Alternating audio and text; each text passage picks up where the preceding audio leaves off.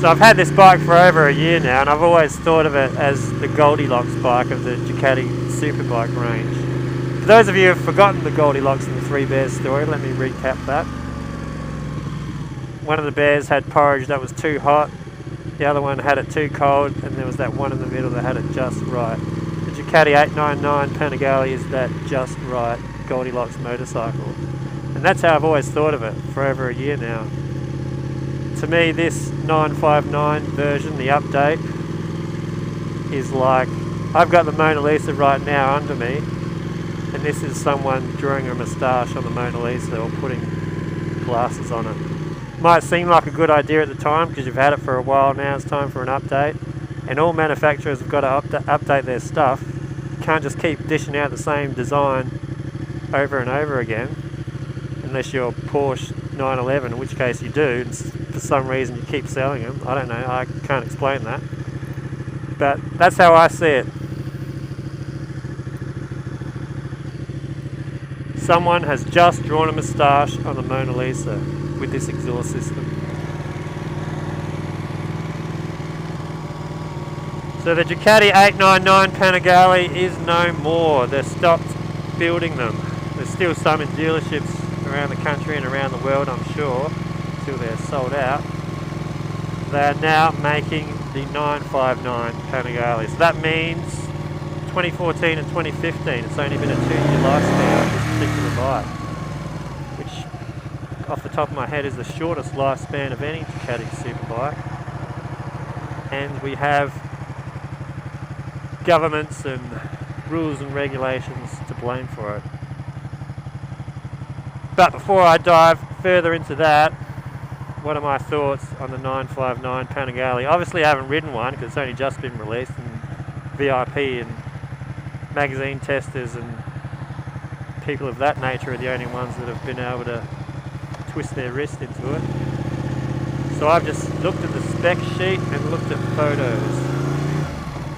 And going by those things, I'm not impressed. The exhaust system on the Australian and UK spec models is a monstrosity.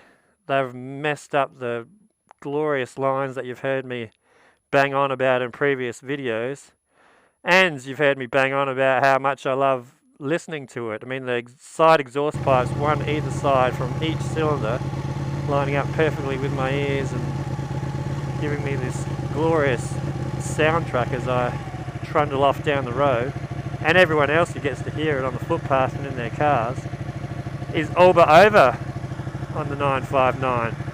This rear exiting exhaust system that is massive and eye-catching, it draws my eyes away from all the little styling features that I've loved so much about this bike, and all I can see now is this exhaust system. It's too eye-catching. It's a 2 into 1, then back into 2. It's quieter, and to be fair, I'll try and be as fair as possible in this review, but you heard me say in previous videos the 899 is quite a loud bike. I mean, I really am amazed it was even allowed to go into production with the decibel rating it has.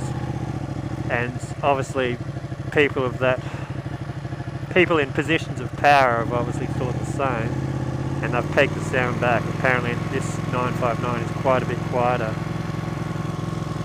so that's upsetting. But what's even more upsetting is all the sound is going to get sent to people, motorists behind you. You're going to miss out on a good bit of it, being the rider. And as the rider, you're the one that paid for the damn thing.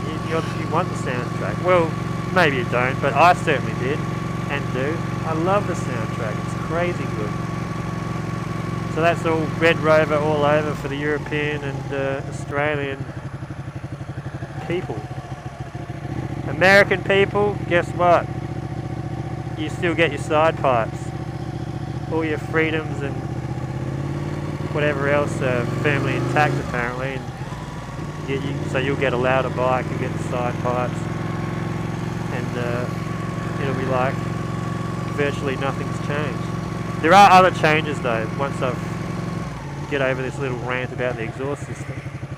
There are other changes, and they are, the bike is heavier. So it is, what was it, 7 kilograms heavier, so that's 15 pounds if you don't like the metric system. But to combat its bigger, it now has 9 more horsepower. So does that make it a faster bike? Probably not, but maybe a fraction, but certainly from the seat of the pants you probably wouldn't be able to tell the difference, and anyone that says they are is most likely lying. They'll probably cancel each other out. You're probably thinking you can change that exhaust, but on modern bikes with all these electronics, it's not as simple as what it once was. I mean, in the days of carburetors and all that, all you had to do was unbolt your stock exhaust system, put an aftermarket one on, bolt it back up, and off you go.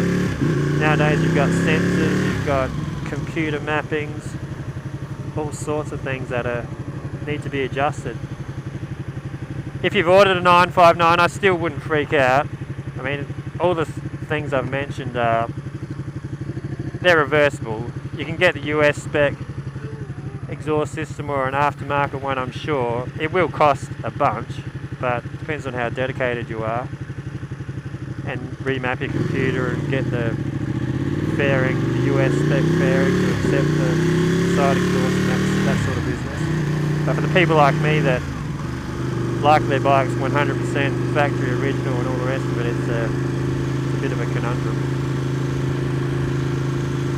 But you know what, maybe you like the rear exhaust system, maybe you like the fact that they've quietened down the 959 from the 899 levels, and maybe aesthetically find it more pleasing that the exhaust is rear exiting, is on the one side. Maybe you like the fact that the exhaust is all on the one side and how it looks. There's nothing to be ashamed of there. In fact, write it in the comments section and express your preference for the 959 if you feel that way.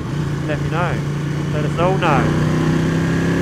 Because I might just be doing crazy verse on the internet ranting about it. Feel free to agree or disagree. Browse through my other videos if you're a bit bored. We'll see you guys next time.